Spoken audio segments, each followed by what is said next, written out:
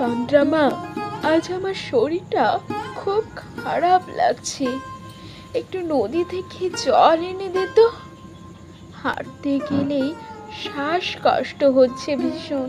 ঠাকুমা, তুমি এসব ভেবো না, আমি তো আছি, সব কাজ আমি করব। তুমি বসে বিশ্রাম নাও দেখি, জল নিয়ে আমি এখনই আসছি। তুই তো এমন করেই সব সময় আমার জন্য ছুটে বেড়াস, তোর তো নিজের কোনো সময়ই থাকে না মা।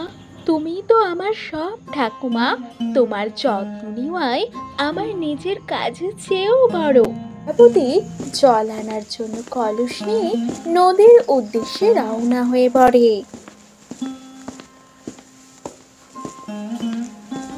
চন্দ্রা, তুই সকাল সকাল এত তাড়াতাড়ি জল নিতে বেরিয়ে পড়লি নাকি? আসলে ঠাকুমার শরীরটা ভালো যাচ্ছে না, তাই আমি তাড়াতাড়ি জল নিতে বেরিয়ে পড়েছি। তা বেশ বেশ, খুবই ভালো করেছিস।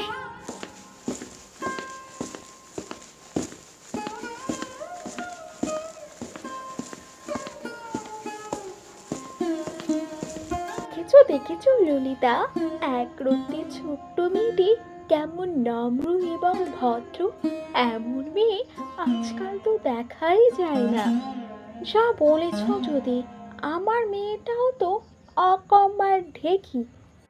মেয়েটিকে দেখে পরানটা জুড়িয়ে যায়। সবুজ ধান ক্ষেতের মাঝ দিয়ে একটি কাঁচা রাস্তা। মাটির ঘরের সামনে এক মেয়ে কলস হাতে দাঁড়িয়ে আছে। অনেকদিন আগের কথা, নদীর তীরে ছোট্ট এক গ্রামে থাকতো চন্দ্রাবতী। বাবা মা মারা গেছে বহু বছর আগে, আছে শুধু এক বৃদ্ধ ঠাকুমা।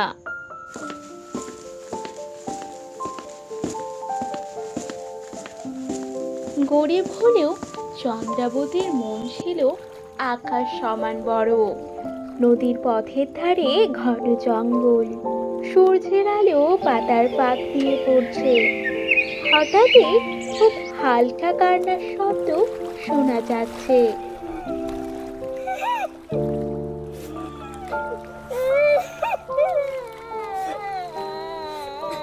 এই ভর দুপুরে কে কাঁদছে? আর এই কান্নার আওয়াজ তো জঙ্গল ভিতর থেকে আসছে। তাহলে কি কেউ জঙ্গলের ভিতর আটকে পড়েছে? এই বলেই সে ধীরে ধীরে জঙ্গলের ভিতরে এগিয়ে গেল। জঙ্গলের ভেতরে গিয়ে দেখে এক বৃদ্ধা গাছের নিচে বসে কাঁদছেন। তার কাপড় ছিল ছেঁড়া, চুল এলোমেলো। মা, আপনি এখানে একা বসে কাঁদছেন কেন? আরে, আমি পথ হারিয়ে ফেলেছি, 3 দিন ধরে কিচ্ছু খাইনি, কারো সাহায্যও পাইনি মা। আমার যে চলার ক্ষমতা হারিয়ে ফেলেছি। আহা, আপনি তো খুব কষ্টেই আছেন। আমার বাড়িতে খাবার বেশি নেই, কিন্তু যতটুকু আছে আমি আপনাকে দেব। সত্যি আমাকে সাহায্য করবেন মা?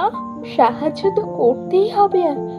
আপনার মতো একজন মানুষকে এখানে ফেলে যেতে আমার পারবো না।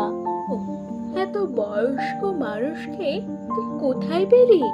আসলে ঠাকুমা জঙ্গলে বসে কাঁদছিলেন, পথ হারিয়েছেন, আর অনেকদিন কিছুই খাননি।